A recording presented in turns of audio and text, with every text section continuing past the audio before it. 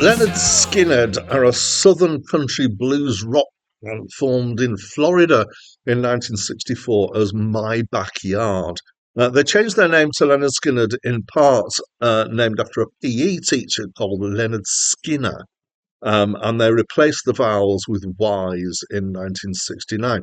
And that is great background. I have known for years how to pronounce this properly because their first album tells you how to pronounce the name of the band. Um, they were centered around the late great Ronnie Van Zant, who was no relation to Townes Van Zant, apparently.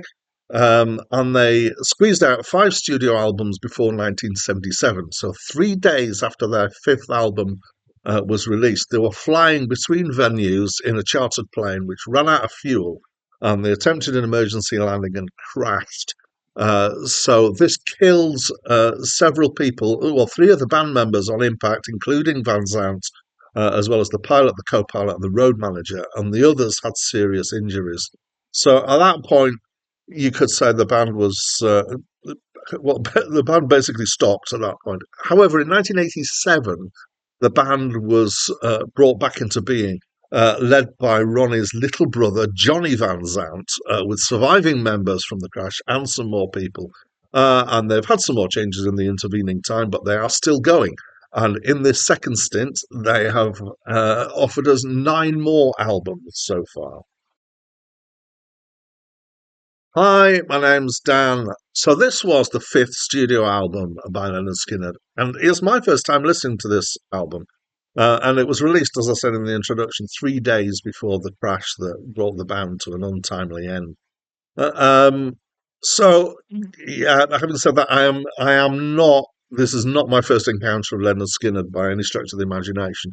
I've been a gentle fan of theirs since my late teens, and I think that the 12-inch version of Free Bird was one of the first 12-inch singles that I ever bought. It was a picture disc. I was so proud of it. Anyway, let's get into this album. It's southern rock. It's got elements of country and blues, but definitely with kind of rock core to it.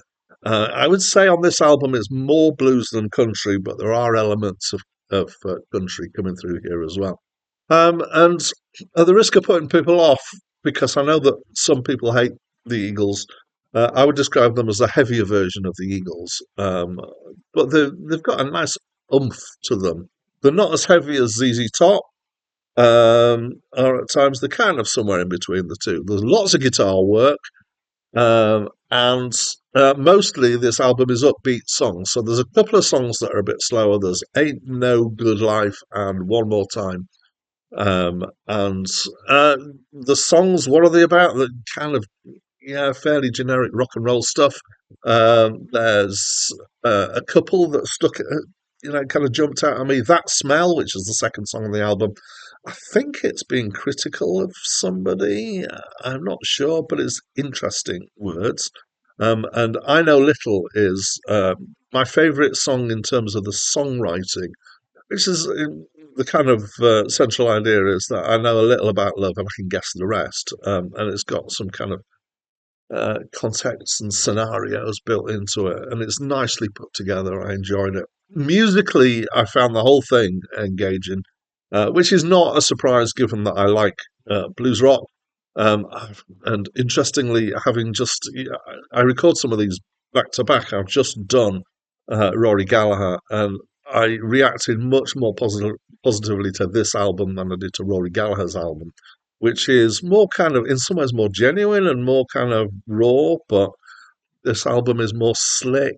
But it's just the feel is there. Actually, is real nice feel to the playing. It's tight and it's well produced.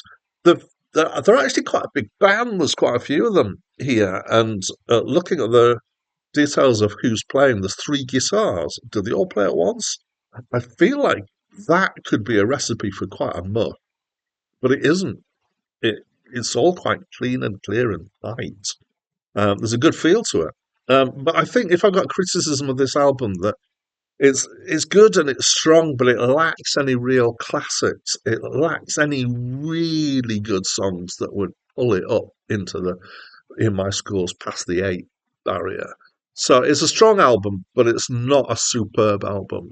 Maybe out of those, the song "That Smell" probably stands out as maybe the one that kind of resonated most as one that might be somewhat iconic. So I liked it quite a lot. I still think that they've done better stuff elsewhere. And that's what I think. I'd love to know what you think, so please do let me know by leaving me a comment. And that's it from me for now. Whiskey bottles and brand new cars. Oak tree, you're in my way. There's too much coke and too much smoke.